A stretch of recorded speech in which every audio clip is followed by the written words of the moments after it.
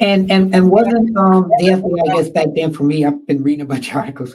So were they trying to get him for taxes and see if he was a communist? But because they're getting this salacious information, they gotta kind of dwell more on that.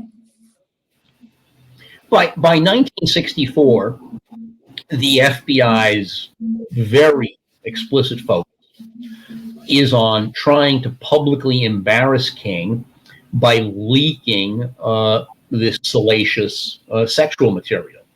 But American news media back in 1964 and 1965 didn't print that sort of material.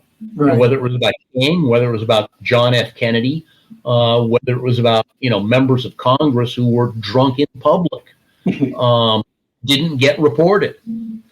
I remember as a young man working in the U.S. Senate in 1972, watching a U.S. senator at about 11 o'clock in the morning hold a conversation with a marble pillar in the Russell Building. There was a famous story of a very important member of Congress ending up in the tidal pool, on the Washington Mall with a woman dancer in the middle of the night. That was what finally sort of, broke the logjam, if you will, about, coverage. So the FBI was very frustrated that they couldn't succeed in getting any publicity for this, sleazy sexual information that they were gathering on Dr. King.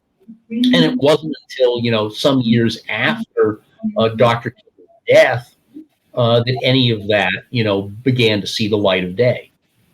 And it's interesting because I hadn't heard anything about Dr. King and, the sexual encounters, maybe to me, up until about 10 years ago, because I was one where, it's Dr. King and, the dream and everything, journalistically too. And I've talked to people about this recently, especially when I told them I was interviewing you.